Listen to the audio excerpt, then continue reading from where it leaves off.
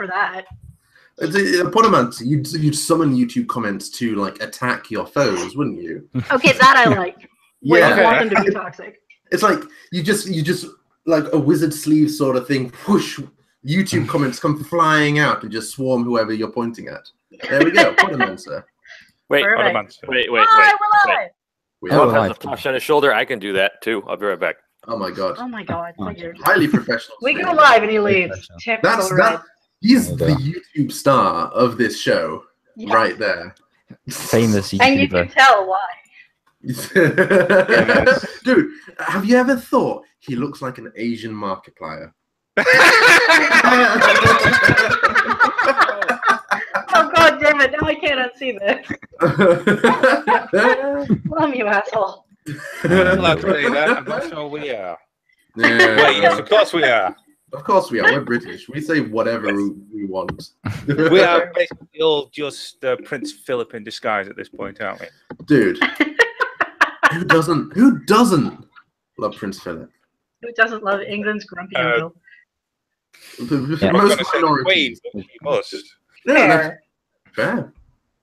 Prince Philip's staff. Whoever has to run around after Prince Philip and tidy up. Apologizing. I'm so sorry. He's really inbred. I mean that. He likes your outfit. I promise. He doesn't think it looks like pajamas. It's just how he shows affection.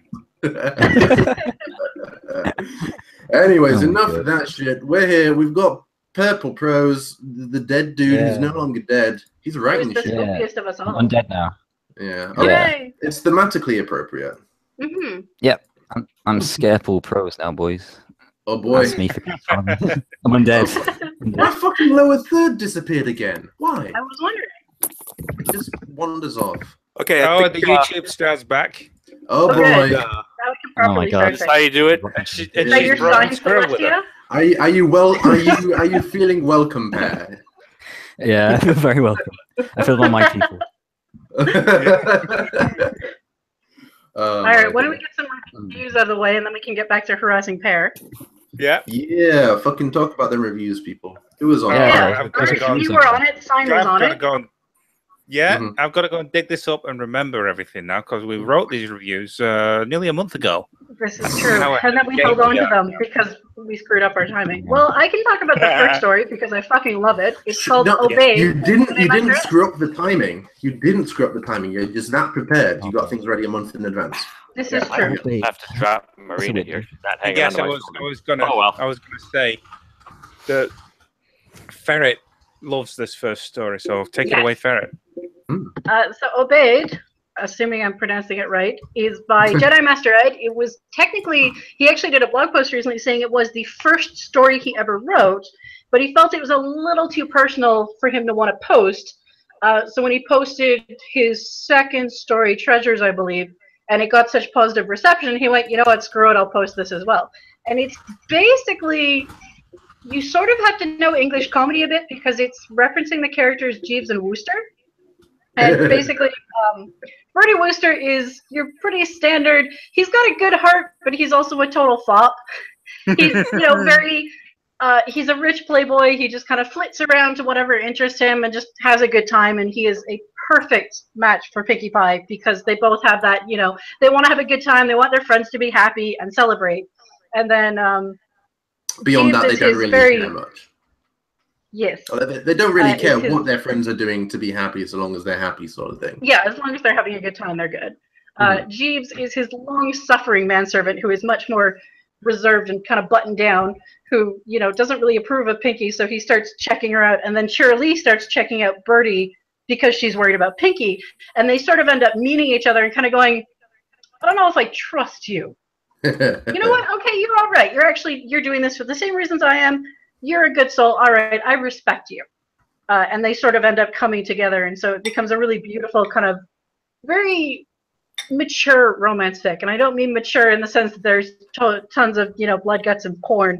More mature in that it has a very adult mindset to it. It's not focused on the heady throes of that first crush and young love, and it's kind of more people who've loved and who've broken up and had good relationships and bad relationships and are a little more not jaded, but a little more worldly about things, kind of looking at it and going, you know what, this could be something more. Let's slowly give it a shot rather than like, let's rush in full bore.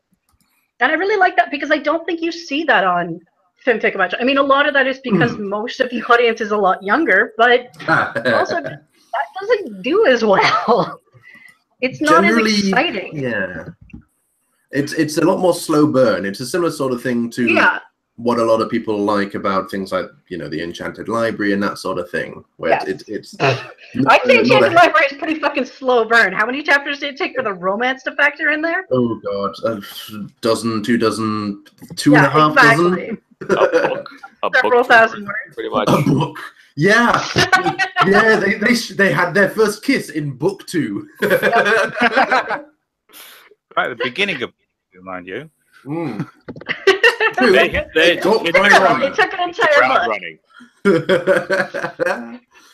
But yes, it's I do quite enjoy those romances where it's definitely a lot more slow burn, and it is rarer to see them, partly because you've got so much more effort to put into them. Oh yeah, it's so much harder to sell a relationship with people who are much more like, I'm not sure I want to get involved with you because I don't want to get hurt, versus, oh my god, I love you and you're the best thing ever. Yeah, basically.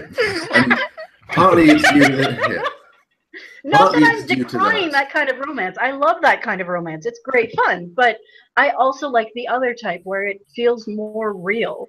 It has a bit more, not to say that, super fast romance isn't genuine, but I like it because it's almost like a dance. It's more nuanced. Yeah, it's a slower paced thing, and I think it has more subtlety and nuance to it. Like that's a quick burn romance is like, I'll read that once and I'll enjoy it. Like a slow burn like this is something I can reread, and I find new appreciation for it every single time. And now I sound like a pretentious ass. Oh, I'm the pretentious ass. Only a little bit. We're all pretentious asses, let's face it. Right. Yeah. Hi, Pear. Right, story number 2, fuckers. Let's get through this. Okay. All right. Story number 2 was True Colors. True Colors by A Hooful of Dust. Yes. I do remember them. They've been on a few times, haven't they? Yes, Hooful of Dust is cool. We need to get them on sometime. They have a combination of being not very well known and writing really good stuff. So yeah, they show up a lot in Charles Angels. Yeah, unfortunately. Yeah. I said, I always think one of the best things I could see happen to an author is that they stop getting featured by us because we can't feature them anymore. So that would be that's my goal, right? Is like, I want people to get popular enough. We have to go, you get too many views. We can't feature you anymore. Yay! You've had a story or two in our thing, haven't you, Pear? I think. Sorry? I've had a story. Yeah, I've had 2. I've had Ruled by Sin and Solace, I think. There we go. Cool things. So here we have an example of an author who we featured a long time ago, but his more recent works are too big for us. There we go. Yeah, all right, there. You've to be fair, the Brighton story, which came out like several years after the reviews came out, it's like 40. I was like 40 upvotes or something. People don't like Brightons. I like them. I like Brightons. Ahem! Shout out to Cloudy Skies, who is writing an amazing Paratonia fic that I'm editing right now, and y'all should go read it. Which also got like no views. Yes, because it's a season 2 fic, and people are like, no, we want new and shiny, and because it's a really long story, and that's a lot of commitment. Yeah. It's also like a lot of world building too, and people like. Yes, but oh my god, the world building is so good. What's this fic again? It's called To Paratonia, I believe. To Paratonia. Yes, everyone's by Cloudy Skies on raving about this fic. I've been meaning to read it. Yeah, not a lot of people have been reading it, but the people who have been reading it love the hell out of it. I can't spell. Which they absolutely deserve because it's an amazing story. I'll try to try them. That's cool. And Perry, you said you'd start writing that Perryton fic again for me. Okay, I'll write it. But I'm not being a busy university kid. I'm so busy doing nothing. No, you're busy stressing over grades. That's totally different. Yeah. Sure. All right, so Art, say some stuff about True Colors. Well, what can I say about this? Like I said in the review, it feels like a romance. It's written like, it has all of the sort of written clues, cues, not clues, cues of a romance between these two characters. The way that they talk to one another, the way that they interact with one another, all the visual sort of stuff. It's like midnight. I have no words left. All of the surrounding. We'll buy you a thesaurus. And the similes and the metaphors. That's the word I was looking for. Metaphors. All the metaphors that are used to describe everything, and the way the way it sort of weaves everything together, which is a bit of a spoiler. It feels like a romance, but it's not a romance. It's just two people in a coffee shop drinking coffee together, and then somehow something changes about them when they're done. Mm-hmm.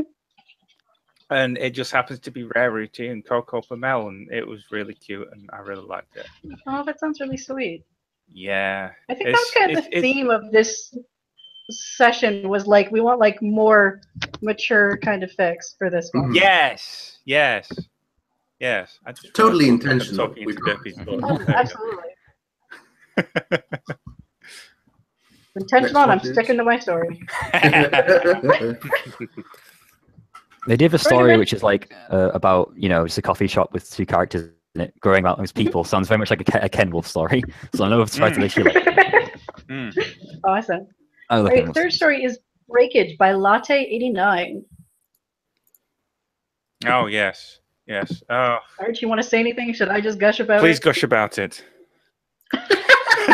This is an author who I didn't actually know of before, but I'm really interested in reading more of their stuff now, because they do a really good job of capturing Luna and the OC Colt as well, whose name is Smasher. Yeah. And they just, little hints of world building in it, but it literally is just a conversation between Luna and this kid who, to be honest, both of them are having pretty sucky days. And she just manages to not make her problems feel like they're more important than his, and at the same time that his problems don't overshadow her own issues too. There's a really nice balance there between Smasher sounds like a kid and Luna sounds like this ancient deity. But they're still able to find a connection point to each other. And there's some really, again, there's some beautiful historical world building in there about objects and about figuring out who you are and what you want to do and whatnot. Mm-hmm. And so, yeah, again, author I really like. I definitely want to read more by them. Definitely. They've only got one other story up called Modern Vortexology. That sounds familiar. Yeah, it was written for a Trialistia contest. Oh yeah, I was reviewing that content. Yeah, but it's oh well, I hope it sounds familiar then. Yeah, yeah, I'm reading it. That's all right. All right, the final one is The Maid from the Philly Fair by Fahrenheit, who's another amazing author. Yes. Mm-hmm. And this was another one that I was like, we need to review this fic because I love it. It is a very good story. Maybe full of prawn crackers, but I can confirm they are a good author. Just wanted to throw that out there. They're really good. Yes. This one's hard to talk about because the major plot is really spoilery, and I feel like if you spoil it, you won't enjoy the story as much. Like it's definitely it's tagged right. In terms of like that it's drama, but I'd almost say there's a little bit of tragedy to it, but at the same time it's not a tragic story. But there is definitely, it's Sunset Shimmer, growing up and whatnot and sort of learning about herself and also just having these really fascinating conversations with this other character. And how they impact and affect her is really... It's so hard to talk about because it's really spoiler. Like it really is. I can't tell you because I'll ruin the story. It's like with these stories where the entire point of the story is to not know something, and then whoosh, you realize it at the end. Like something as simple as who the main character is, and there's no way to review that. No. Yeah, exactly. I knew it was going to be hard, but I still wanted to get it on people's radar. It is an amazing story. It's only 7,000 words, which I know seems like a lot, but I really think that they just kind of fly by and it really sucks you in. Oh, they do. It does, yeah. Yeah, it's a really immersive story. The big central conceit. You know what?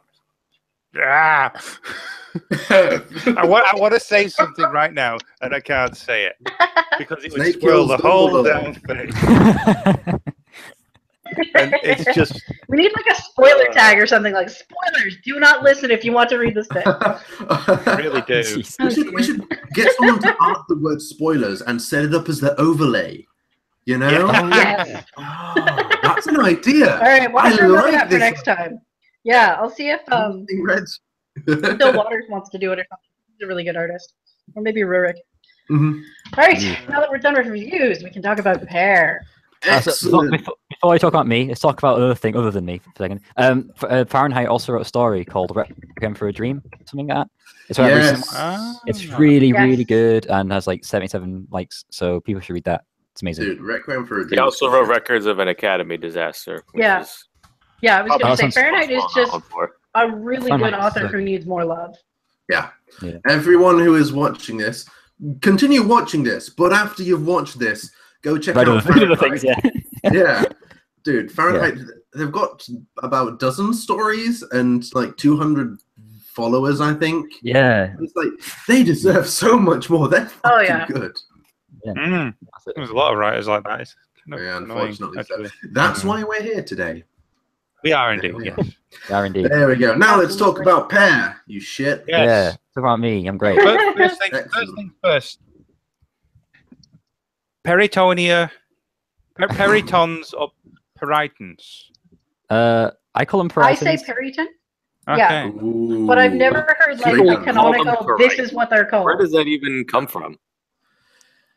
They're a made-up mythical I call creature them from that. fairly... No, I meant pronouncing it Periton. Where did I Periton. Oh. Pears. That's why you say Ah. that. I'm the best. Well done. Well done. That's literally the reason why. Cody ho. I always say something else. Cody Right, okay. Got that out of the way. Yeah. Okay. Yeah. So yes, Where the hell? for those in the audience who don't know who the fuck you are, who the fuck are you, Pear?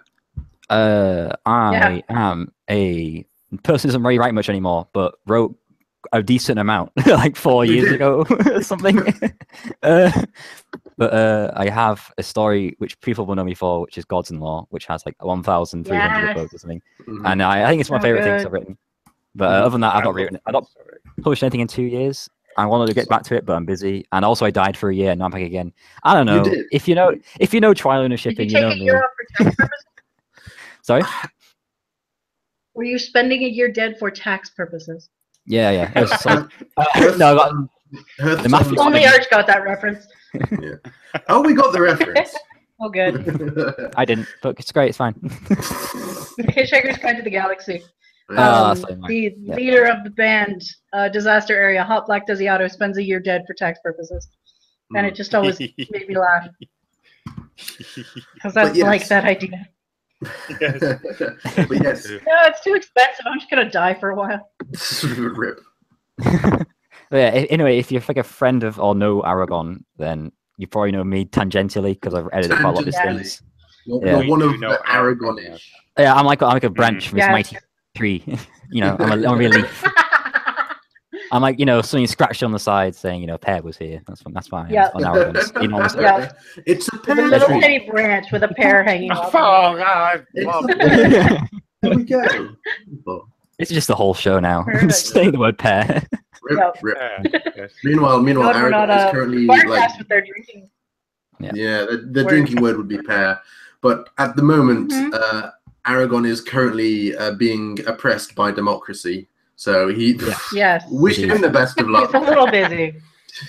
Yeah. There's a photo that's been making rounds about the shortest-lived independence claims, and Catalonia is on that list twice as the first and third shortest independence. The third shortest was like 6 hours or something like that. The shortest, which is held by Catalonia, the shortest time of independence is 8 seconds. Which happened this year. When the dude was like, because we're going independent. Yeah. No, wait, we're not. Whoops. All right. No, never mind. Sorry, please put the ghost down. Basically. Yeah, they commit mutiny immediately afterwards. It's ridiculous. So pray for Aragon currently so that he doesn't suffer at the hands of democracy. So. Please don't go spam him with "Are you okay?" messages because he will come in rage and stab people. Yes. He's a little sick of those. Although he won't stab Also, them, you he'll know, just he's busy talk. writing blog posts about his neighbor jerking off his dog. Yeah. Oh god, yes. That is extremely Aragon. Tyler, Oh. And honest to God, It's fine. you beat me to it, but that was going to be the comment I was going to post, that I'm assuming it has a problem with its glands. Nerves. Yes. So, you see, I've known Aragon for like years, and like for a long time we've held off on following each other until like a year ago, or like a few months ago maybe. And the only reason I didn't follow him was because his blogs are awful. I hated his blogs so much.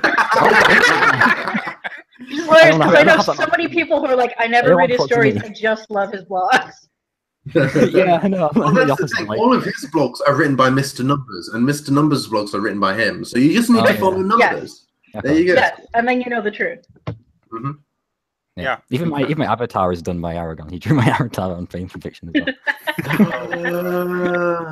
And then didn't you draw his avatar? No, I'm not that talented. Is it from Ruby? or Huh? something? Well, no, I Is thought it you did the Celestial one for him. No, he drew this one for me. Okay, Slash- fair enough. Also, Yeah, he Kitsune does Lisa did actually. this pair one. This is what I got right now. Yes. Yes. Rip Hobbs. Rip Bobs. All right, Like a whole bunch Pear, of people. why don't you tell us about gods-in-law? Oh, Yes. sure. Shall I actually tell you about Because I love Godzilla? that story and I Go love for talking it. about it. Okay, Take us back Your most to the popular glory stuff. days. So. Oh my This is God. the shameless, self-indulgent part of the podcast where you get to masturbate. Oh, Oh, just okay, quickly. I do it all the time. Or possibly bring your dog out. I don't know. Reminder to everyone listening, the dozens of you, we do take questions. Ask us questions in wherever the fuck you are, whatever chat rooms. I think YouTube has a comment section for this video that I don't know. It's weird. It does. So- I'm sitting watching. Are you right watching now. the comments? Okay, you I can am ask watching them the in comments. the forums, We have or if you're in a server with us, just ping us and we'll get to it eventually. We do have a question from Dosso or Dosu. I don't Dossux. I can't. Whatever. But we'll get to that after we've watched Pear wank off a bit. So Yeah. Well, listen to me. You know, my voice is great and not annoying at all. Anyway, so Gods-in-Law. Oh, Jesus. Okay, so basically there was a contest going down, and I was like, what do I want? All right. And I've been reading a lot of Sandman and things like Sandman because Neil Gaiman's a god. And Yes. oh, I like gods and things, so I will put a god in this thing. And I did, and it was great. But anyway, I wanted to do something kind of eerie and surreal because I didn't think many people did sort of godly characters in a way I liked in fan fiction. So I thought, oh, I'll do my own thing. And so yeah, I went for kind of a really creepy, like existential thing. Also, I really like the idea of a farmhouse being like this, full of knickknacks and memories and all these different things, but it's all very just off in some way. Like time isn't working properly. It kind of reminds me a lot of sort of weird imaginations I had when I was younger inside various farmhouses, living in a lot of this sort of rural area. And I don't know, lots of imagery came together in my brain, and it flashed out in like a weekend, and it was That's awesome. pretty good. I don't know, I like it. Also, Thanks for that. Plum gave me the idea for the thing, the way they speak, which is like that from the characters from Mass Effect. Those aliens. Oh, this one. Wait, yeah, that one. Yeah. You do not know. Oh yes. I don't read that shit. Yes. I know Dossux. I still can't pronounce your name. Is it Dosu? Dosu. I said, I know you. Desu. UX. Desu Kawaii Senpai. Dulcius And other Dusty. Weebish things. Delphius That Dusty. sounds French, not Weebish. Yeah, but Desu. It's always Oh. Weebish at some point. Desu. Dulcius. Doki Doki. You make my heart go Doki Doki. Yeah, I made it all. Anyway. Nani? USA. Zawarudo. Right. That's the only. Zawarudo. Oh my. already dead. I actually fucking sat down and watched JoJo between last podcast, which was in fucking February or some shit like that, and this one. I've watched Yeah, I the didn't entire. realize that if I took a break, you guys would just fucking slack off and stop doing anything. Yeah, but we had real We're all life shit. late. We were dead and lazy. Yeah. Lazy and Dead. dead. Eh, Dead and lazy. I wish to discuss the that changed. shenanigans.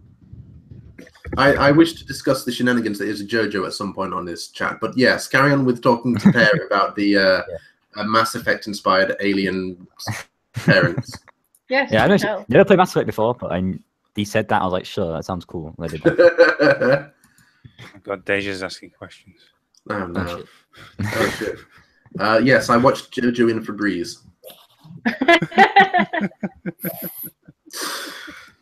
But yes, talk to us. Marinated in like a spa. You just sit back and they bury you in plushies. Basically. Basically. That sounds But yes, So, talk dear, to us how about about your solids? thoughts.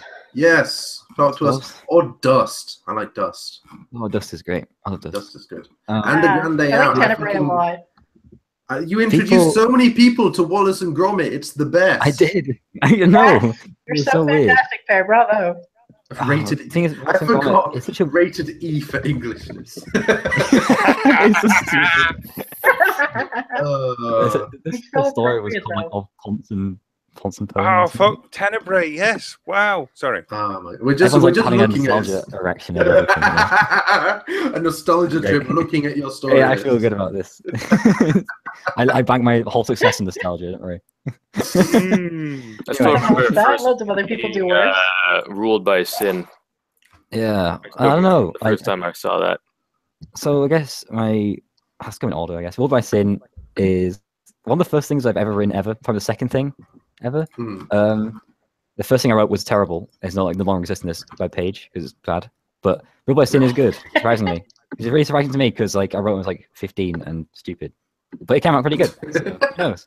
Also, That's the Ilya thing that blows my mind is how freaking young you are and how good your writing is. yeah. No. You're too damn young. I think this numbers was like 17 when he wrote those things, and he's a fucking genius. No, But he's anyway, like 22. Well, he was 20. He was At 22 least. now, but he was 17 when he joined the website. I Oh, think. for sure. I don't know. Anyway. Yes, which is why it's hilarious to talk to him Yeah. about his early stuff and he bitches about it. Oh, fair enough. Mhm. He goes, oh, this I'm not gonna bitch sucks. about mine. I'm great. I know Pass me. every author Old me ever. was a genius. Old me is stupid. Anyway. All right, Ruled by Tenebrae. Sin. Yeah, Tenebrae. Well, anyway, first I'm gonna say Ilya Leonov did an amazing reading of Ruled by Sin, and we should read it. It's actually the perfect thing ever. Okay. Which you have totally not mentioned in the description of the story, I'd like to point out. Yeah, I mean, I want to mention it now because it's so good. Since we're like twice. I lived on my actual story. Anyway. Okay, Tenebrae. Tenebrae. Actually, it's one of those things that Ken Wolf told me she really liked Tenebrae. I wasn't sure why for ages. Like, it just seemed like a really kind of jankily written story. But I don't know. I want to rewrite it and redo it. But like, I think the concept behind it is really cool. So people probably like it for that reason. It's a very unique concept.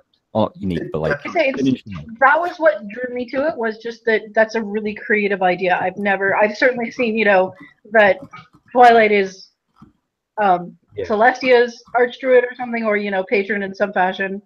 Mm. But Yeah, I've but never it's seen it with Luna. Yeah, I just think it's for a contest, obviously, because a lot of things I wrote for a contest because I'm stupid. Anyway, I love that that call. I was already into that sort of Greek god style thing. I thought, hey, all right, try and see how that works on paper. And I kind of want to expand the concept out because people want to tell me they want to read more of the universe. And I'm like, I want to see more of the universe too.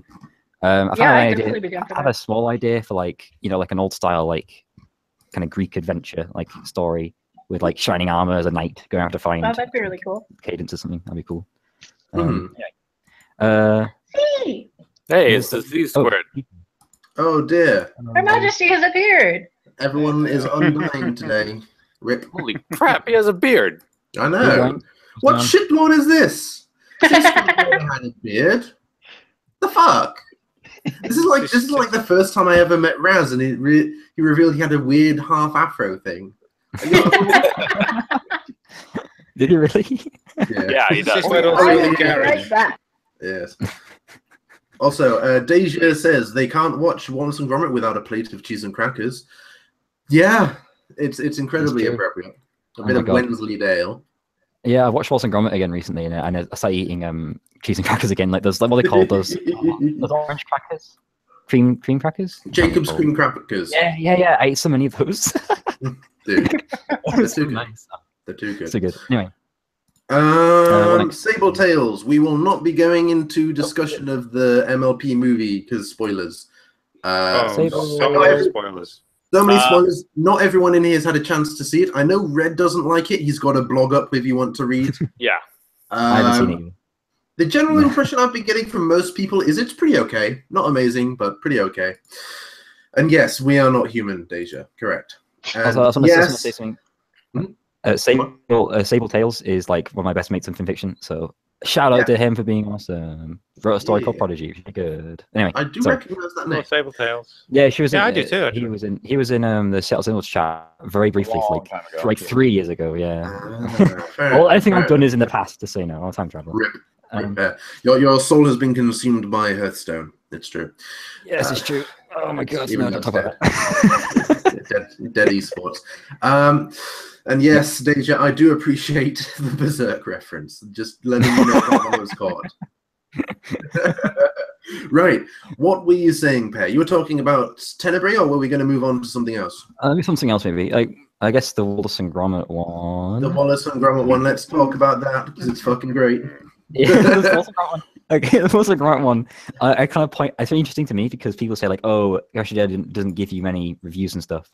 And I've chosen this as an example as like why that might be wrong in some ways. I'm not sure it's because of the format of it, but like I got like 90 upvotes or something when I first published it, and like a month later I put it up on Crash Daily and it got through somehow, and I got like 300 upvotes from that. So I was like, it's like one of the most popular stories. I have no idea why, but on the Wallace and Gromit thing. But yeah, it was fun. It was fun. I liked it. It was good. I like Wallace and Gromit. Also, rip Peter Sallis, who died recently. So yeah, anyway. Yeah, that was cool. A lot of my stories I like. I like most of my stories. It's one of my few things I've done in my life is fan fiction, and it's cool things I've produced for it. Yeah. Let's talk about fucking Solace, which was good shit. I fucking love that one. Yeah, you guys like that sort. Yeah, you reviewed that one. I did review that one. You did. It was interesting. I thought I'd try and... It was like one of my things I like to do is world building, as you might expect. Based on real life, and I thought I'd try and do that again. That sort of very brief snapshot of a different time or a different place, and try and so much detail you could pack into it through like tone, really, and like explicit detail. And I think I got across because a lot of it was based on the character interaction between Celestia and Nuna, and I thought it came out really well. So yeah. I also blue ball people in it. It was really funny. It's basically a massive troll trick. Really highbrow. I was going to say, a lot of your stories do kind of focus on, well, not necessarily focus, but they all seem to have some pretty decent world building on them, with the exception of Wallace and Gromit, because, you know, Wallace and yeah, build a moon building. That's great. A moon building. Hey! Anyway. But yes, is there a particular reason why basically everything you have is massively world building? Because I'm interested in things outside the setting, I guess, and I just go for that. You know, I want to make my own, put my own impression on things, and I don't know, I like doing it, and stuff like Gods and Law is like kind of example of that, where I basically it's just characters I like in a setting which I made up. You know what I mean? Fair enough. That's a good enough reason, isn't it? Yeah. Oh, dear me. I've talked about Dust more. Dust is great. I love Dust. People like Dust a lot because it's good. And it has it's just like, you know, Night Moon on the Moon. For the longest time, we have a dark tag. It put a dark tag this year because I've realized actually this is really horrible. Crystal Wishes. That was it. Crystal Wishes added it to the read it later list, and like I was like, oh my god, I can't read that. It was like a slice of life tag. I was like, I don't want to show you exposed to this horrible stuff that happens in this stuff. Shout out to Crystal Wishes. She's legit. She is amazing. Yeah, she helped me a lot with some personal stuff not too long ago. So she's super props cool. to her for being great. Cool. Anyway. Right. After having a brief tour of the world of Pear, let's fucking answer the couple of questions we've got. And sorry. Fucking ask us shit. So, okay, we'll quickly ask Alex _ things. Discuss the merits of kittens. What are their uses, their problems? How should they be distributed? Arch, as someone who has owned many cats, what are the give us a fucking a pitch, a sales pitch for kittens. Why choose kittens? Didn't I answer this question on the mugshots? The other night. You really big sense of deja vu. Yeah, honestly, if I had the cats in here now, I would just push one in front of the camera, and that would demonstrate everything you needed to know. Well, there we because go. I can say I didn't really off and then destroy my. Oh yeah, you've got a cat, don't you, Per? I had a cat, not in a while. Oh, yeah. Anyway, I feel like I got one recently though. My dad's gonna get one soon, so there's a lot of cats around. That's good. I like cats a lot. Anyway, I was thinking what you could use them for. Cats are really good as if you know, you have like if I have a rope ladder, I think they're obsolete now because you just put a cat outside and it drops really far down, and it can like if it's kind of rope up that it's good shit. It's true.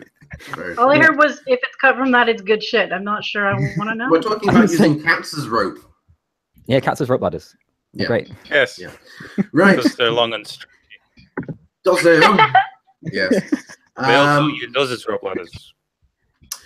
Dozzo asks, what are your opinions on metafiction? How can metafiction be done well? Can it be done well?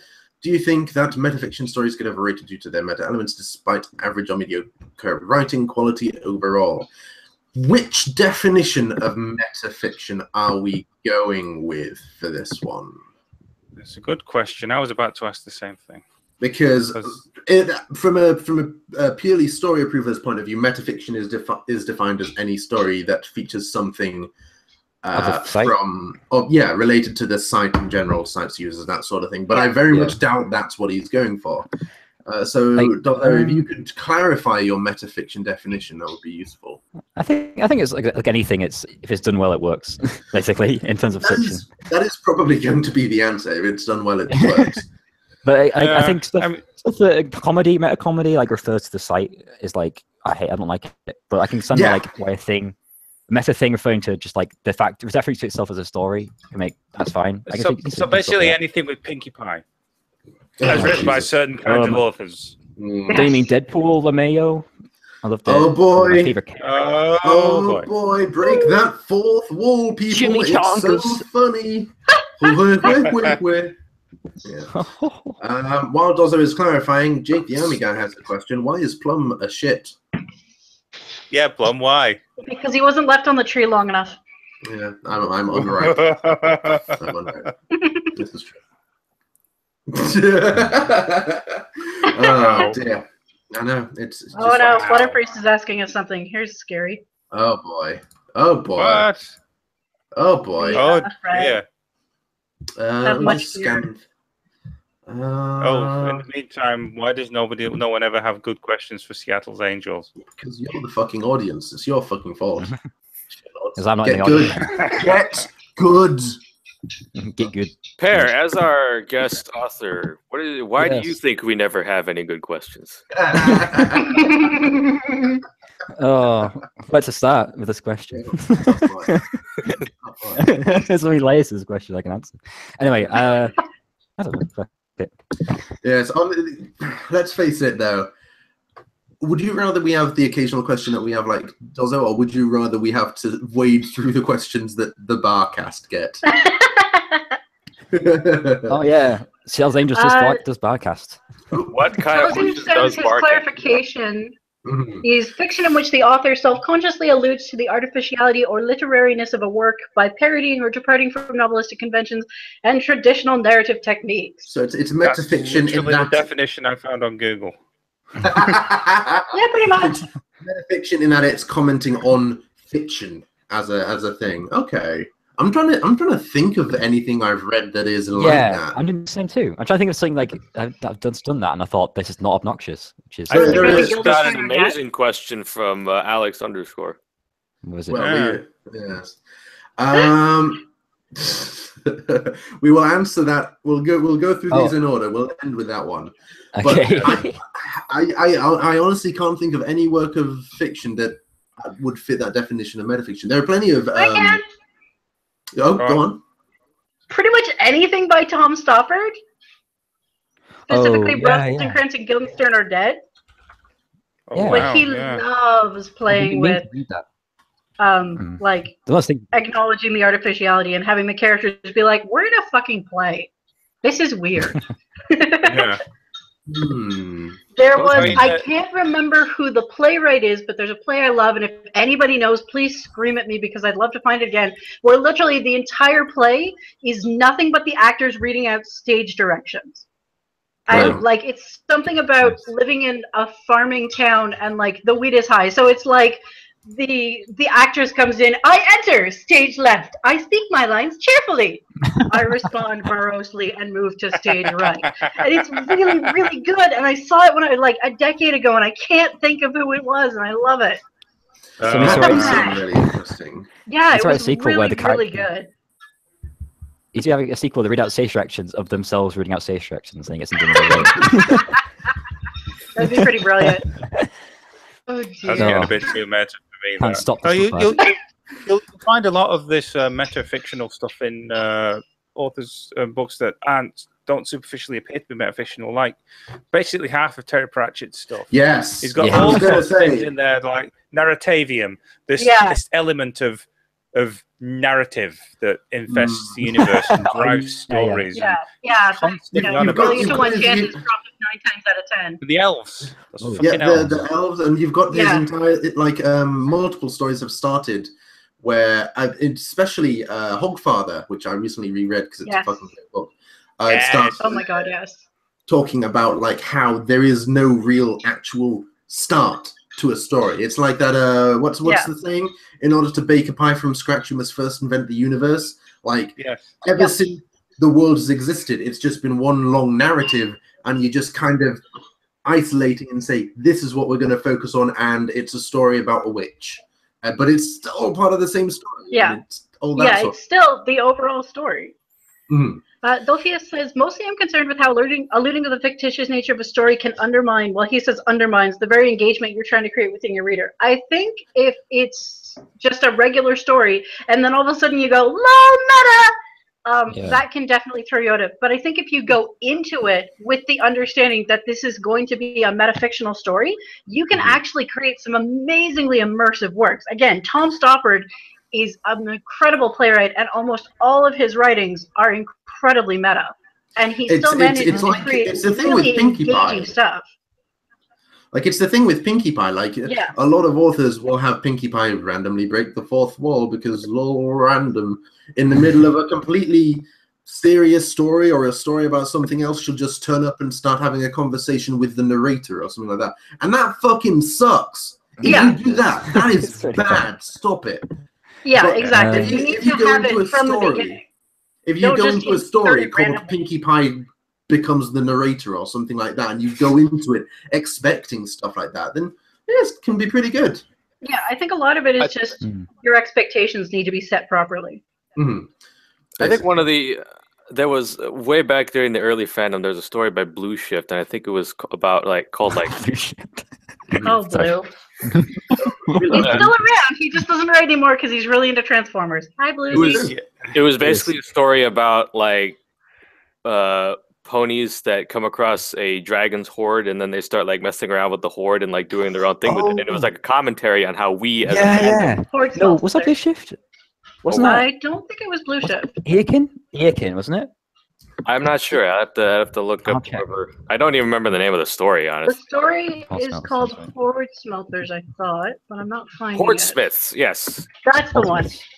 Who's it by? Who did it by? It was Skyrider. Skyrider. The blue pony as his avatar, so I was like, Blue Shift. Yeah. God, racist. Yeah, the description is they are the Horde Smiths and they are completely insane. And that is an unbelievably metafic. Yeah. But it's still a beautiful story. Well, it's kind of hidden, isn't it? I don't think meta can necessarily make or break a thing. It's entirely about what you go in expecting. I'm not sure it's already a meta so much as allegorical. Like it's like very directly allegorical. But I feel like there can be a lot of overlap between allegorical and meta. It's true. Oh yeah, totally. It's just saying like it's not explicitly in the text referring to itself as a text. So like it's not quite the same, I think. Mm-hmm. Mel Brooks' History of the World Part 1. Yes. History of the World books, Part 1, 2, and 3. Thank you very much. Oh. Because who doesn't love a book that literally starts with talking about sex with "I don't love you, I'm only in it for your genes," from 2 little single-celled organisms. Oh god. It's literally a comic book that is the history of the world, and like I don't know how hard it is to track these books down anymore, but I really recommend it because they're very, very funny. And it's probably the best like history lesson I've ever had. There's stuff I still remember from history that I learned from those books. I mean, I'm sure they're totally inaccurate now in a lot of ways, but they're still really good. Mm-hmm. And Dosso just clarifies that the only reason he's asking you this question is because he got pissed at Doki Doki Literature Club. Right. I don't know what that is, but it sounds like a terrible thing. Sounds weeb, so I'm mistake. Oh no, it's presumably incredibly weeb. It's just anything that starts with Doki Doki. Doki Doki. I'm skeptical. You're in Because for that's a like bang. the sound your heart You're in makes. for a It's bang. literally going thump thump. I think it's interesting how much better video games are doing meta fiction stuff than actual stories. Yeah, there's a part of that because second-person stories aren't that common, whereas second-person video games all the time. Yeah, all the time, and it's so much easier for you to get someone to let their guard down, sort of thing. One of my favorite Damn. things in Divinity Original Sin 1, there was these statues that gave you wishes in quotation marks, and the idea is you see a dead guy by the cliff and you say, hey, wait, why jump to his death? And you go to the cliff and talk to these things, say, I can make you fly. And you go, okay, I understand now. There's a bit where it's one of these forms, I can show you the future. And you go, okay. And you talk to him and he says, wish granted. And you see the end credits of the game. And it's actually the best thing ever. It's so brilliant. I love that game so much. Speaking also, of the sequel, I'm playing the sequel right now. It's amazing. Here's a metafiction thing for you. I suppose it's not really metafiction, but it's kind of like that. It's getting you to comment on yourself.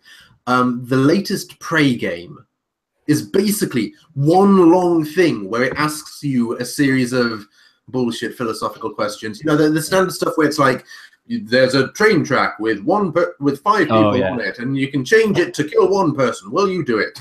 And it you know, this is the start of the game, and you've got multiple choices. And then it actually puts you in those kind of situations during the game where the story of Prey is there's like these shape-shifting fuckers, these dark shapes. They can they're like the little black tar thing. Yeah, they can pretend to be anything whatsoever. Like they could be a fucking coffee cup, and then you pick it up, and then you're fucking taken over by this black thing. And you're on a space station, and luckily they're all contained to the space station. But you need to blow up the space station, because if you don't, they're gonna get to Earth. Earth's gonna get invaded by this shit, and everyone's gonna die. So, but on this station, one of the things you have the option to do is you have the option to try and save people's lives, because you're gonna blow up this station, yourself included, and anyone else who's on it. And you can save people from that. But in order to do that, you need to send them out in a spaceship to Earth, and you could send one of those coffee cup aliens with them and just fucking kill everything on the planet. And you've got to try and weigh the nebulous mass of billions of people versus the dude in front of you who's crying because you're about to kill him. And it's like, bitch, you fucking pull that lever, send that tram down that track, and look that dude in the eye. It's fucking great. Like, Prey was not a perfect game, but that's fucking great about it. That's impressive. So, yeah. Oh yeah, Flood of Peace. They did do that recently, didn't they? Extra credits and something about it for Prey. But yeah, what were we talking? Oh, we were taking questions from the live chat, weren't we? Because we'd answered. Yes. The question was from comedy. Flood of Peace. Yeah, you got it, Red. Are there forms of comedy that are inherently not funny? Are there forms of comedy that should be focused on as good comedy? How do we determine what works and does not work? Well, this certainly isn't going to be an incredibly drama-filled discussion. This isn't going to be a controversial answer. This is going to be incredibly one-sided, though. I think. Can we just do fuck, kill, marry for these questions and just? I'll fuck this one, I'll kill that one, and I'll answer that one and marry it. But yeah, like, I think there's no such thing. Yeah, there's no such thing as quote-unquote off-limits comedy. I think it's entirely based around how you execute it and your audience, absolutely. I think people can tell rape jokes that are hilarious, but you you should not tell them to a rape victim if they don't want to hear that shit. Yeah.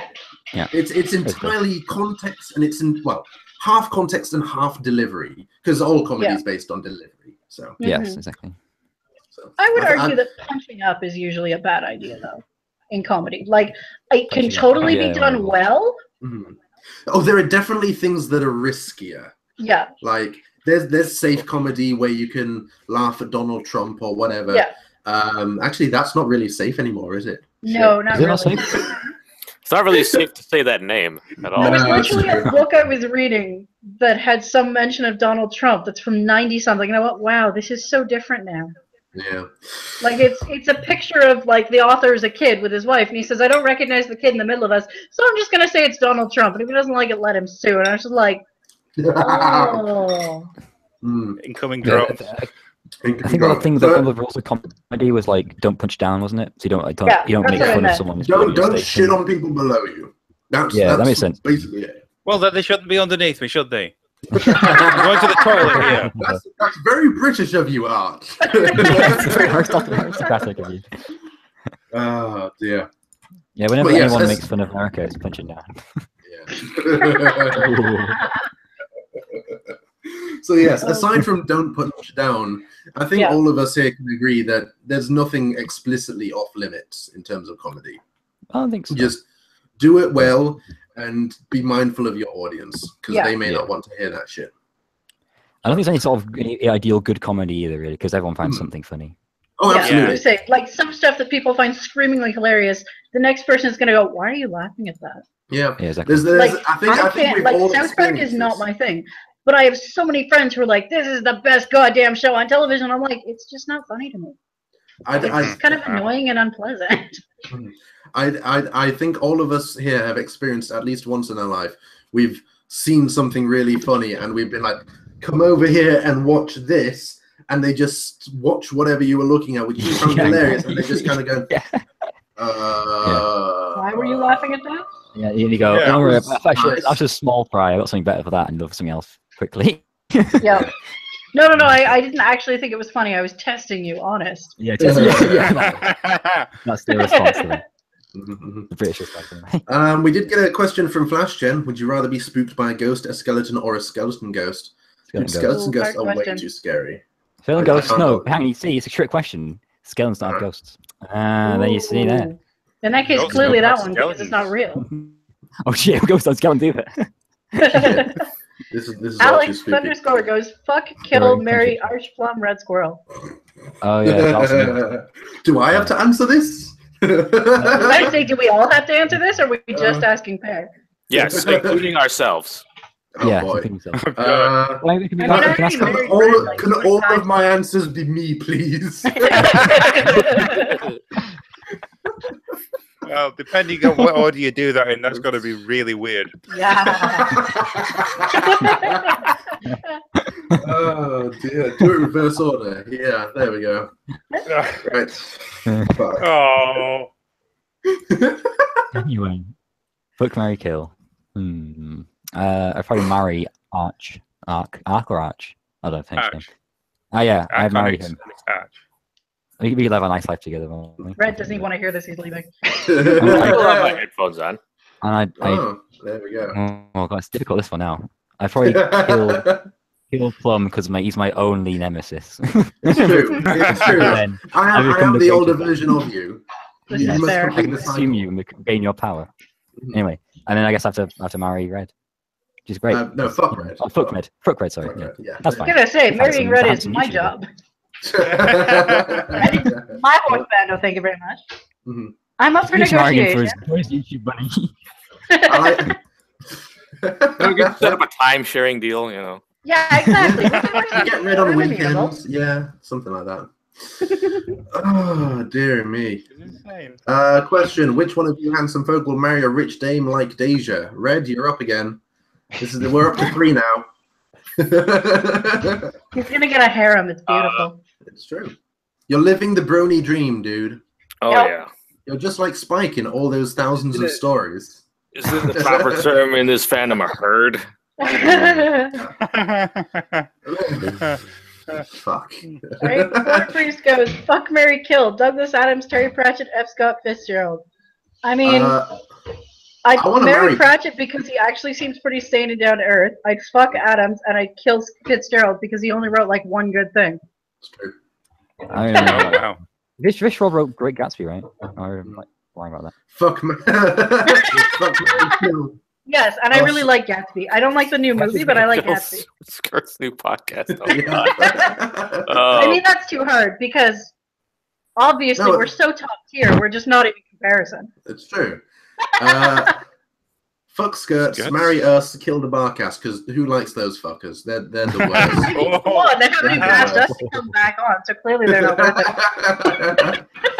Dude, I do like Princess Robot. Yeah, that was super fun. I'm really glad they're doing it again. Skirts and Ponky are both wonderful people who have these wonderful trains of thought that just spew out of their heads. But for both of them, with more pauses, unlike Aragon. It's true. It's true. They're not quite Aragon levels, but they've got these wonderful threads that they can go down. But I've only ever seen Skirts do that in the presence of a couple of people that you feel safe around, like with Ponky. I think if C-Squared wasn't on the podcast when we had Skirts on here last time, I don't think we would have had as good of a time, because C-Squared helped Skirts feel, I think, a lot more comfortable. So. Oh, sure. Don't give me any credit. You did help. It's true, but you always help. I'm giving C-Squared credit because he's been dead for 2 years. So. This is true. C came from beyond the grave and did magical things for us. It's true. Also, everybody go and give C some love because his team's had a really rough time, which is partly why he's been dead. Yeah, rip. And why he's currently being imbued. It's true. But yes, the Skirts and Bonky are both wonderful people. We still need to get both of them on our cast. Yes, together. Yes. We've had them individually, but it's just not the same thing. I believe they're actually doing another cast tonight at like 9. In a couple hours. Yeah. Okay, good. Yeah. And got a regular programming block going on here. Yeah, really, eh? It's true. We'll host them on Twitch. Oh dear. Oh yeah. And fucking ever since, dude, it's been so long since our last podcast. I didn't realize how long it had been. Like we haven't had a podcast since BronyCon, so we could talk about all that shit. Do we remember BronyCon? I remember most of BronyCon. It was good fun, dude. I loved the fucking Marine Museum. That was great. Oh, that was amazing. I need to go again next year because I didn't get to see the Mantis Shrimp. So disappointed. You didn't see it, did you? They had Mantis. That was like the whole reason I went, because I was like, "Oh my god, they had Mantis Shrimp! Nobody has these things," and I didn't get to see it. Mm-hmm. So I saw it. It pooped and then threw the poop at Arch. It did. I remember that explicitly. I did get to hear a story from a staffer about a blackjack cosplayer breaking the escalator, though, and that was pretty funny. Yeah. What? Yeah. How did that got broken? Yeah, that's how. But yeah, like Red has since become a massive, super famous YouTuber. He's gained like 1,000 subs in the space of a month thanks to his Cosmeteer shit, something like that. That's cool. Yeah. 1,048. 1,048. Nice. There we go. There we go. Dude, rolling in that YouTube money. Yeah, I was gonna say. The apocalypse and all. All 5 cents of it. I've gone up from like fractions of pennies to like a whole dime. Wow, you are moving up in the world. Incredible. Is that Pearple? No, he just got one. I just throw a single coin on the floor and then I like jump on it. DuckTales got a reboot, which is fucking phenomenal. Holy shit, guys. If you haven't seen the DuckTales reboot, go to Yay Ponies, the place where you can get the comics and shit, and they've got an entire DuckTales archive. It's fucking great. At first it was a bit of a weird step to go from, the old voices to David Tennant and a couple of other people, but it's fucking good shit. Good ducks. Brilliant stuff. All right, I want to talk about Pear some more. Okay, let's go for it. Hey, Pear, tell me about To Be Alive. Oh, To Be Alive. Huh? That's an old one. Sorry. Yeah, I mean chocolate right now. Oh, fine. Stuff your face. We'll wait. To Be Alive. Oh yeah, I remember that one. That's ages ago. That's like my 3rd thing I ever wrote. It's not very good, but it's all right. Day in Life of Celestia, generic slice of life, sort of existential, sort of thing. I don't know. If you like that sort of thing, read that, I guess. If you wrote it now, how would you change it? Like, do you think you'd write something like that now, or you kind of moved out of that? No, I think I would. I think I'd probably like. No, I probably write it nowadays. It's not the sort of thing I'd write. I don't know. It's quite sort of straightforward and simple. Oh, right, that's true. That's true. I haven't written 2 years. Actually, okay, I did start writing. I wrote 12,000 words in like one day for that one story. Nice. Yeah, fair enough, the one because you've been reading it. But I'm gonna finish it at some point. But I'm so lazy. Yeah, busy doing nothing. I like it. Yeah, it's true. I'm just lazy. Fair enough. But yeah, that's a cool story. I want to finish that. Did we talk about the Puritans at all? Since I think we got distracted we talking about classes. We talked about Puritans. The Puritans. So yeah, Parians was like It sounds so Alabama-ish. Periton.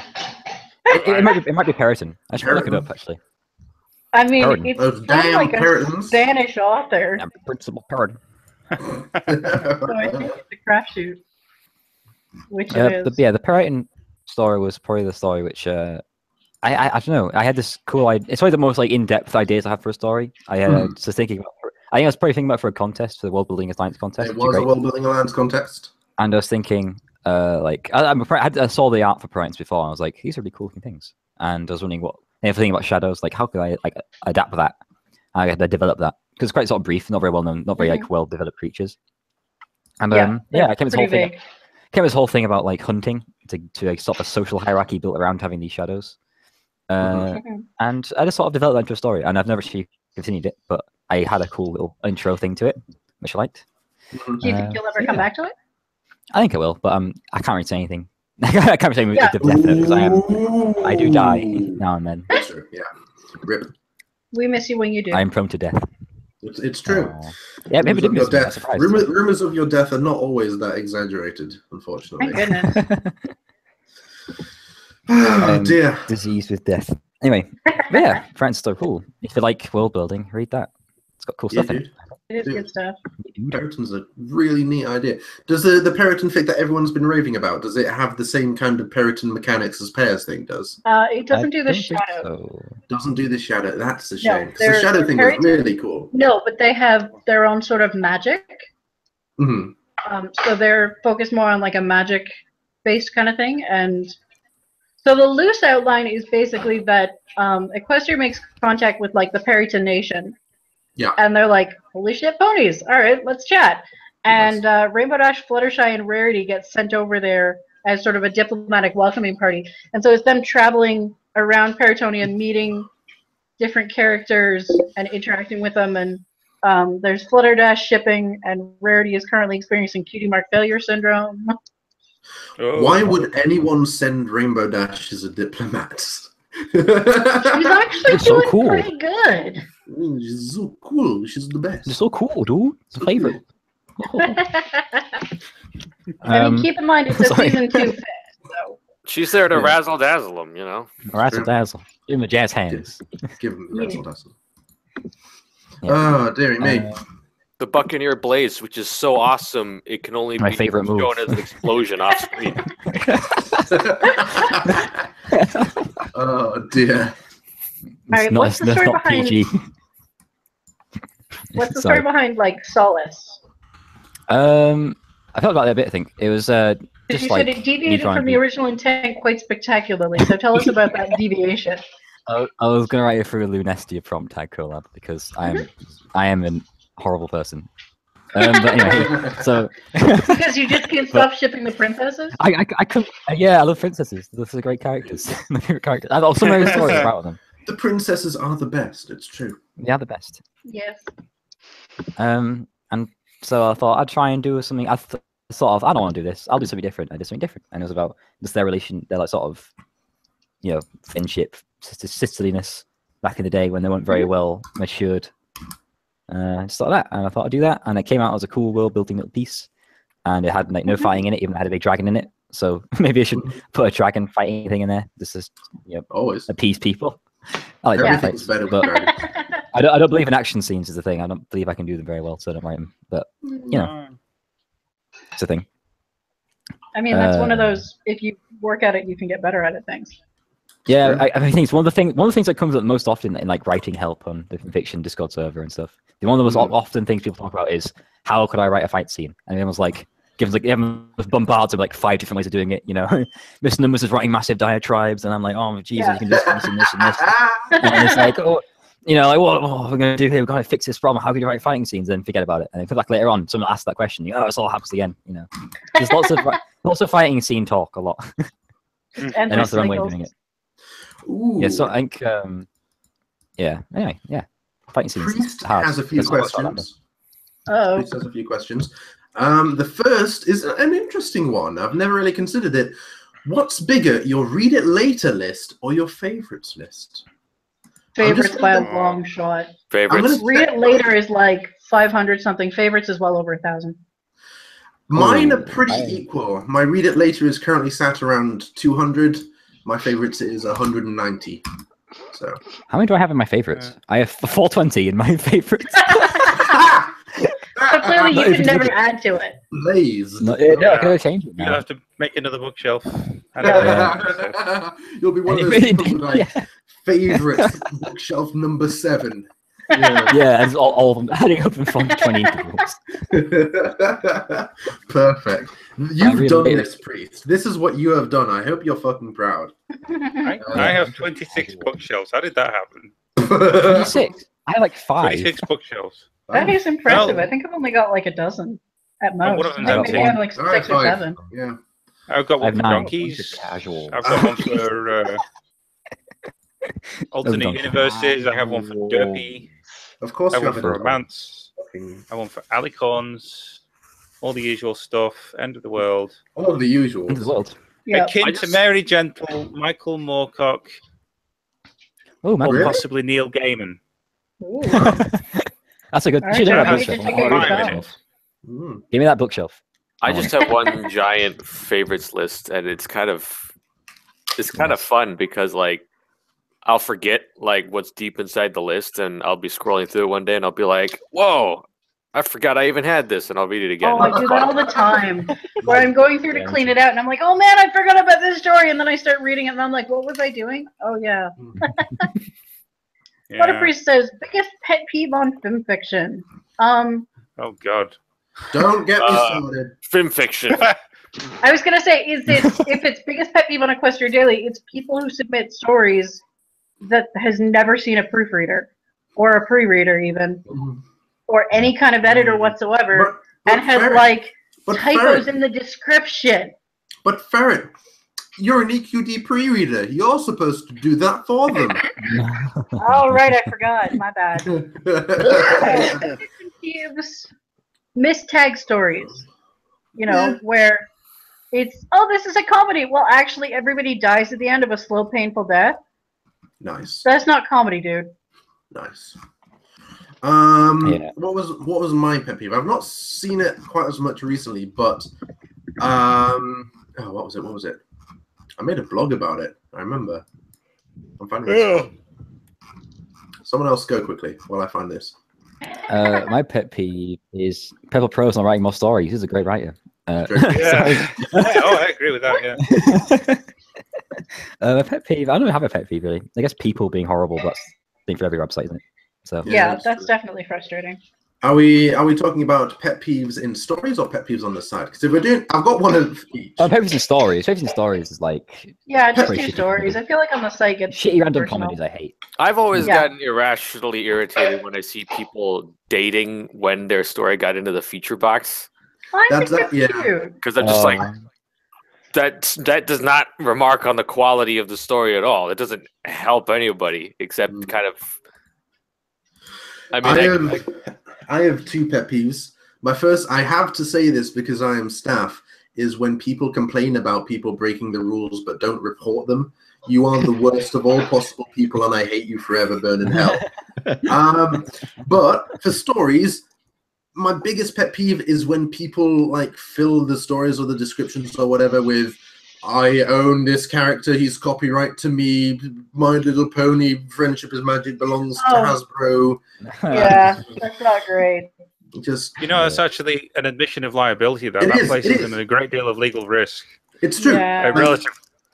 It makes things worse and it's annoying. Like, Yeah. but yeah. He also asked a third question, didn't he? Or does anyone What else do you want to wish weigh you could in? write like? Does anyone else want to weigh in quickly on the pet peeves, or should we go to yeah. the you wish you could write like? Yeah, let's go writing like I was Colin Gardez. Gardez. What's your favorite story? Colin in Gardez. fiction? Right. Colin Gardez. I wish I could write. Story. I am my own favorite writer. Nice. I am my own. All zero stories. let's see. It's a song to the tune of I am my own grandpa. There's a couple of authors actually that I always wanted to write. Like back when I was still a wee babby fanfic author. I always looked up to people who wrote like epic shit, like massive The Descendant or Mystic, or Mystic was some good shit. I remember. Oh god, I wish I finished that story that I wrote like 4 years ago. They never got back to. What's it called? Oh really, Pet?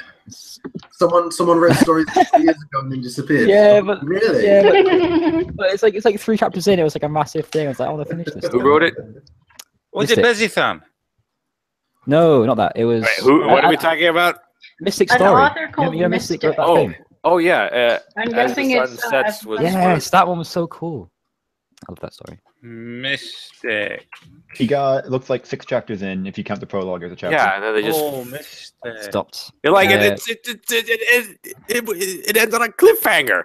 Yeah, It ends on a goddamn cliffhanger. They're like, okay, Twilight went to like this dragon kingdom with Celestia, and then I forget the details, but a bunch of bad shit happens, and then this evil dragon attacks, and then like the chapter it ends on is Twilight falling off of a mountain after the dragon like blew it up behind It was so cool. Nice. Also, like it had 13. It had just, like really nice like relation, like dynamic going on with Celestia and Twilight. I liked it. Yeah. Good story. There was another one. What was the other question? Anon stories, good or bad? Yeah. I mean, it depends. Like, some of them can be good. Most of them are pretty bad. But you know what? That's true of most. Are any of them good because of the on thing, or in spite of that? Though that's the question. I think more. There's one I read that's really amazing. That literally it's an anonymous character, and I can't think of it. Well, there's the thing, isn't it? There's 2 different kinds of anon stories. There's an anonymous character who's just referred to as anon, or there's the green dude in the suit. Yeah. I just thought of my pet peeve. Is it anon? It's not anon. No, it's how everyone gets. Is it a non-pony? Everybody gets second person wrong. Second person is not the author telling the reader what they did. Second person is the narrator talking about someone. Yeah, and not saying I agree this, as in you are basically my meat puppet, and I'm just telling you what you're doing. It's you did this, you fucker.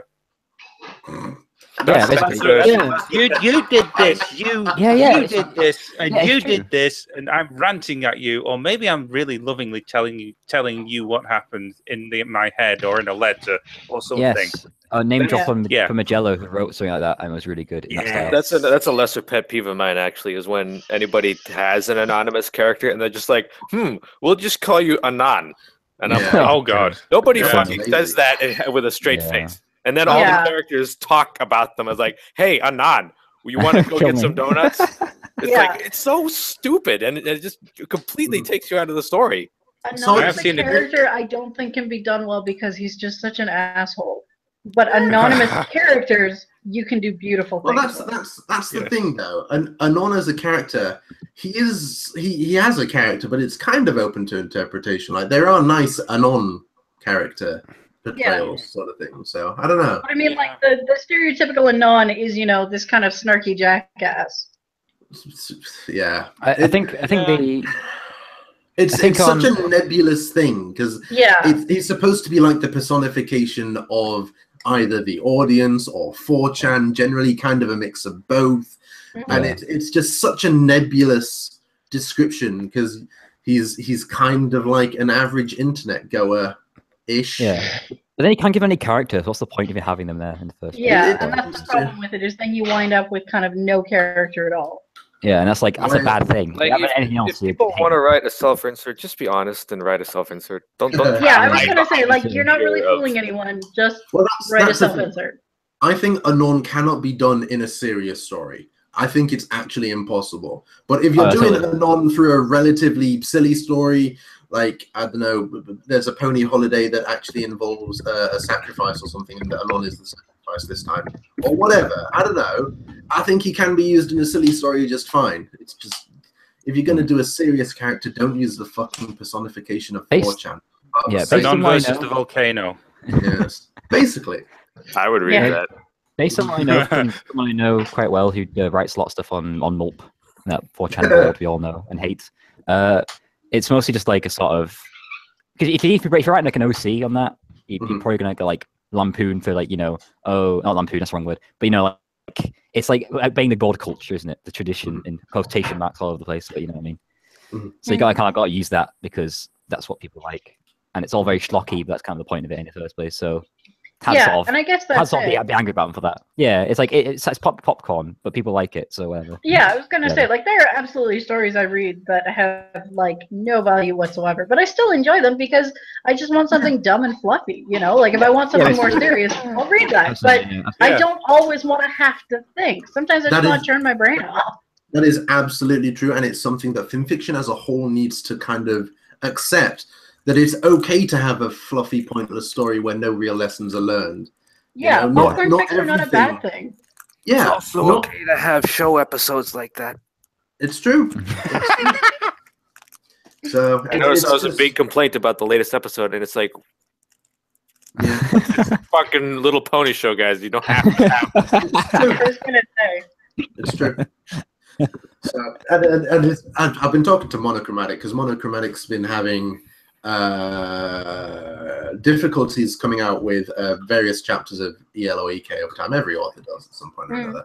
But part of her worries is about part of her worries are about how fucking as an author she feels that she can't really just write dumb, stupid, fluffy stuff because fanfic won't like it, and that sort of, and fanfic doesn't appreciate it when people don't write non-serious, in-depth, total fucking nonsense stuff.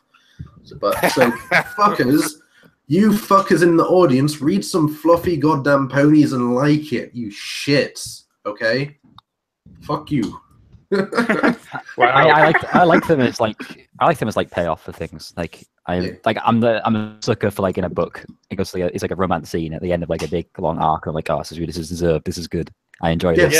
Do you know what I mean? It's just out nowhere than now. But it's also a case of you need to have. You can't have action all the time. Like the example I always remember is like the original Star Wars trilogy, where you can follow, you know, the rising and falling action and the climax and the denouement and everything. Like it's not constant excitement over and over and over because you eventually just get tired of it. Yeah, like you have to have variation so you can appreciate the lightsaber fighting and starship fighting. There's about 5 minutes of Yoda in a swamp. There's another 5 minutes of Luke in a medical bay chatting up his sister. There's 10 minutes of fucking walk action at the end. You know, a lot of Star Wars is downtime, and that's true of every fucking story. Oh, for sure. Every story ever. And it's true in life as well. You can't just be constantly reading emotional fucking roller coaster shit. Every now and again, people just want to chillax, just fucking sit down and read something fun. Yeah. Deja asks if we have favorite crack ships or not. My favorite crack ship is Rainbow Dash X Kitchen Sink. That is the best story ever. It was like the first crack ship I read, and I love it. To this day, it's my favorite. I'm trying to remember what my favorite crack ship is Saffron Masala X Pony Joe. Yeah, pretty great. What was yours? What? What was yours, Red? I hadn't said it yet, but I'll say it. Yeah, you got interrupted. So. I read your mind. Mine is unironically Blue Blood and Fluttershy. Yeah, that's pretty great. I've actually seen Blue Blood and Derpy done really well. I've never seen Blue Blood. I heard about that. I have I have like 2 actual unfinished fics about Blue Blood and Fluttershy that I actually need to finish. So clearly I need to start yelling at you. Yeah, that would help. I do like ones where Blue Blood it kind of is redeemed. I like Blue Blood being redeemed because I don't like the idea that he's a fucking jackass. You know, I like stories where he turns out to actually be a nice guy who had a shitty day, or you know, he apologizes for shit or whatever. Do you have any idea how many people I've complained to about how they never brought back Blue Blood? Yeah, I know. I really thought I could go up an entire podcast about that. Red's writing that really good story, House of Gold, which is amazing and good. Yeah. Or anything by Captain Chrysalid. His stuff's all about ridiculous. That guy is pretty ace author. I wish he would come back and write again. Platinum Crown's like ridiculously long. I haven't read it yet. It's so good. Go read it. Yes. Okay. If I have time. Question. I'm not sure I have a crack ship anymore. I used to have crack ships, but now they're just ships. They have become It's canon. annoying.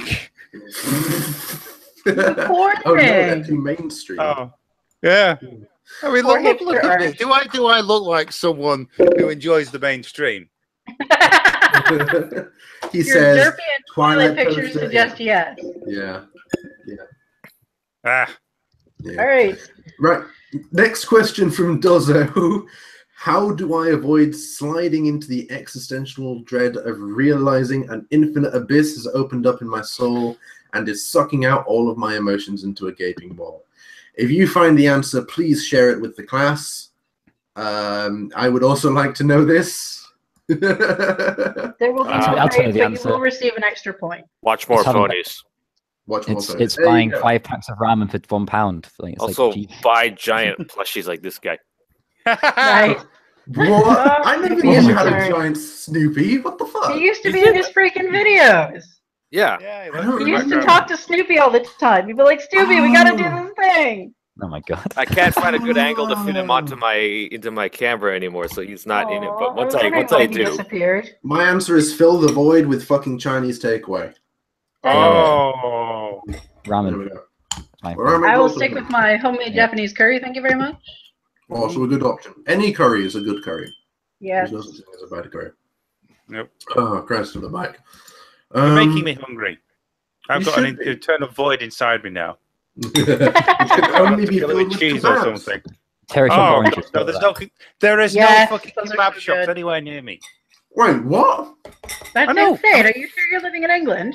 You're in Birmingham, for fuck's sake. Yes, Why are there None no of the- kebab shops? none of them are within less than a mile of me. maybe This is because they the don't want to city. be in Birmingham. This is the city Yeah. where there was a That's rave right. in a Greg's, for fuck's sake. Yes, Love know. it. I know. Aren't you aware of his shame? Don't rub it in. All the good kebab shops are up in Manchester or Yeah. Bradford. It's true, everything is here. better up north. It is. Yeah, how are the kebab shops in fucking Dundee? I actually had a kebab in my life. Never had a kebab ever. What? Never been Get out. drunk enough to have a kebab. Get out now. Leave. I've never been drunk enough to have a kebab. I've never been drunk enough to have a That's a good point. kebab. Yeah, I mean, I I'm mean, unconscious. basically, you can have kebabs Fine. sober. You just have to go to a better place because you can tell what you're eating. Yeah. Yeah. Alexander Maybe there's says, some question for Plum. What are the best things to order from Chinese takeaway? I only ever get rice, chips, and prawn crackers. Well, then Szechuan clearly- sauce. Szechuan sauce. I'll be right. I'm going to pull your t-shirts over your head and read now. Yeah. The tragedy of Chinese takeout is that a lot of it isn't like Chinese. Who cares? It's Hey. fucking good. It tastes good. Who cares where it I comes? care. Well, about China- okay. 50% of me cares because I'm half Chinese. I think Chinese takeaway, I'm on the fence about because sometimes it's really nice, sometimes it's like just not very good at all. Indian tends to have a higher standard, in my opinion. That's I true. Indian a lot. It's harder to go wrong with an Indian, but Yeah, but I personally think that the Asian stuff, it does have a higher ceiling for me. that's true. That makes sense. But it is good. But it was amazing. It is Yeah, totally. fantastic. There was this one really nice like place in Pickering, which was, like amazing. I think it's like crispy noodles. Like, basically you put noodles which are dry, and you put the stuff on top, the sauce, and it goes seep through them so they get nice and nice. It's really good. Anyway, as we talk about food, Dude. You're making me hungry. I'm hungry also. It's 1:30 in the morning. I don't want to be hungry. Yeah. Oh, it's 12 bars. Oh, I got Oh, fuck you. There is a place in the town in the center of Birmingham that does really nice chicken katsu, but that's Japanese, not Chinese. Sure. So Japanese is fine. Japanese is great. Japanese is fine. Fucking Korean is nice. My Korean is really boys. good barbecue, surprisingly. Yeah, it does. Right. Korean barbecue's quite famous, isn't it? So very sweet, very nice. Fucking Thai is great. I love Thai. That's really good stuff. I like Thai. You like shirt? Ha ha. Ha I ha. I like Chinese. Oh god. Here we go with the Monty Python references. It was inevitable with this much Britishness on the cast. It was, wasn't it? Yeah. Yes. Yeah. Oh dear. What was that? What was that song by the Gaylords? Chicken Chow Mein or whatever it is. And yes, Oh, jeez, no, you don't want to sing. No, that song was great. That song was great. Insensitive as fuck, but it was great. Who knew that a band called the Gaylords would be insensitive? I just remember something. You know, talking about kebabs earlier. The equivalent we have over here in Middlesbrough was chicken parmos, just like chicken, parmesan cheese all over it, and that's it. I'm back. I have three. It's all right. Absolute cuisine, right there. Yum, yum. There was for Chinese food. Mm. My vote is fried rice because they usually don't fuck it up too bad. Sweet and sour stuff is good, and like Tack really loves lemon chicken. Lemon chicken is a good safe one if you've never really had Chinese stuff before. Yeah. If you're It's also a question of, are you going to a Chinese food place or a real Chinese food place where actual Chinese people will go to eat traditional Chinese food? Yeah. I honey chicken. Like, yeah. But like it very much it's Chinese. The food you get in Chinese restaurants, there's such a fucking wide variety of it. Like like I try to go specifically to traditional Chinese places. My brother bought a chicken dragon ball. It's a chicken and sausage in a big massive ball covered in batter. That's wow. If you must sounds extremely Scottish. That wasn't here. That was in like fucking that wasn't like near New York actually. All right. New York. If you have to get Chinese takeout, I would recommend anything really spicy. Yeah. Spicy stuff usually cleaves closer to traditional Chinese, and also ask if they have Singapore curry rice noodles. Oh, yum. I love those. Yeah. Yeah. We've got another question. Also, Deja, frogs, they're okay. They taste kind of like stringy chicken. They're not the best. Yeah, they're nice. I like them. I've had snails, which are nice if they're done well. If they're not done well, it's like eating a garlic balloon. If they're done well, they're really tasty. Only time I had snails was at this place with they served it with garlic and butter, and I don't know how they cooked it, but all I could taste was the garlic and the butter. That's what I've heard. Basically, it's kind of like eating mushrooms. They don't really have a flavor. They just soak up everything else. Like prawns, that flavor, yeah. Alex is asking whether plum fried rice or squirrel fried rice. Plum fried rice is really nice. Plum fried rice all the way. It's good stuff. I want to eat squirrel though. That's the thing. Not this squirrel. I'd eat the squirrel though. As a squirrels around. I've seen the squirrels around here, and I've seen what they eat. I don't think I'd touch that. Yeah. People eat anything that survives on cigarette butts. I don't want in my system. Dude, I heard people do eat squirrel. Yeah, people do eat squirrel. I've heard that, and I've heard squirrel is really good, but I live in an urban area. A while ago, Walker's came out with Cajun squirrel flavored crisps. So that sounds nice. Yeah. No, my British shop didn't get those. I want to try them. Are there like squirrel farms? No. No. In this country, it's purely like a woods thing. Oh, okay. Yeah. No. Well, no. In this country, it's more a case of some time back we had an invasion of American grey squirrels, and they've driven red squirrels almost to extinction. And a few years back, this fella in Northumberland came up with this idea of just going around and shooting all the grey squirrels and feeding them to people in his restaurant. And that's really smart. Completely wiped out grey squirrels in Northumberland, and the reds started moving back in again. That's awesome. And so he was talking about expanding his services to the rest of the country. Yeah, I bloody should. That'd be fantastic. A lot of guns. More red squirrels. More red squirrels. Apparently they taste like a sort of very nutty rabbit. Interesting. That sounds nice. Gamey rabbit. I was going to say, because if you think like acorn-fed pork is really, really good. Yeah. Oh yeah, but it is. Yeah, it's amazing. Right. Enough about food for the moment. Whereas we do need to wrap up. We do need to wrap up in a few minutes. But let's just go with this one last question from Dosso, which is, why is the writing community for MLP so much more well developed than the communities for other fandom? It is. I honestly don't know. I haven't been involved enough in other fandoms to say, but the impression I get is that we're not necessarily.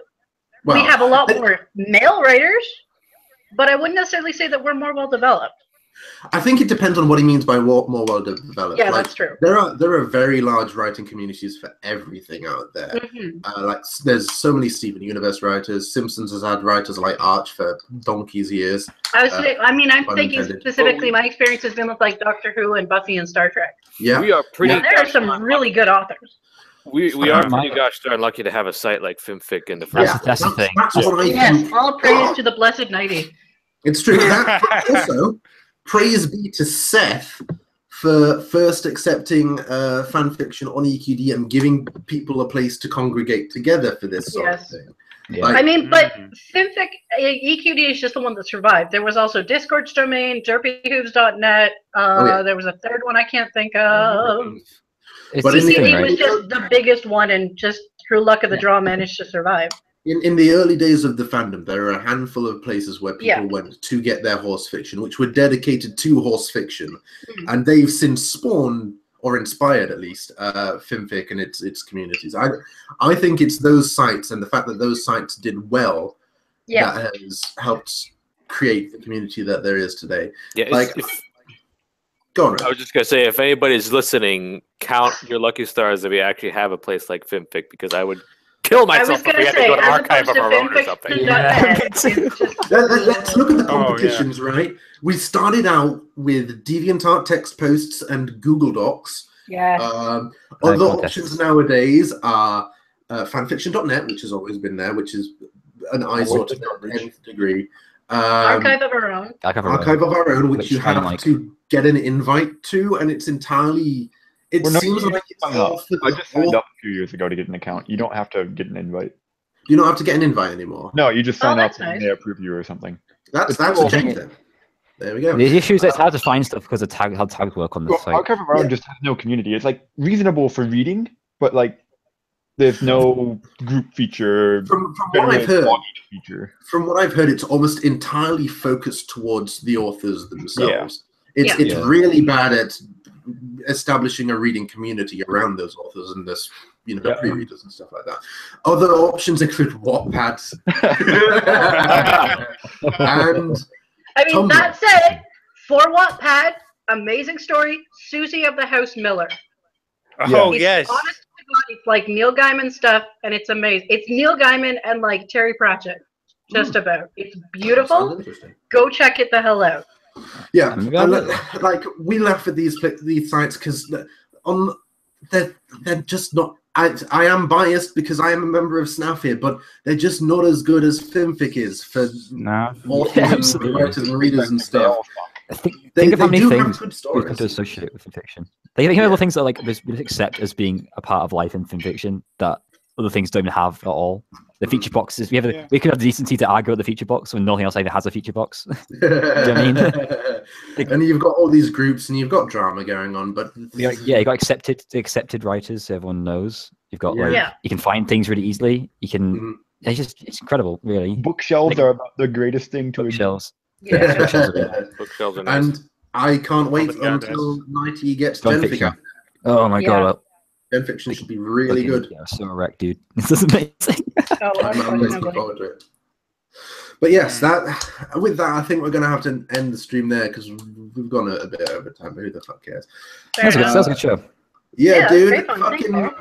Thank you. Sorry, it took us so freaking long. Special guest Snoopy. I only came for Snoopy. Guy. Yeah. My favorite YouTuber, Red Squirrel. Yeah. Jason Vargo. Jason Vargo. Yeah, go check out his channel, Jason Vargo. Yes, do it. I'm on there, and I fucking say an awful lot of shit. I like how Red streamed the other day, and I fucking started the stream by cussing out a member of his chat. Yeah, you're like, is that somebody I know? And I was like, no, that's just it's someone random. Shit. I thought it was you, Deja. Genfic 2049.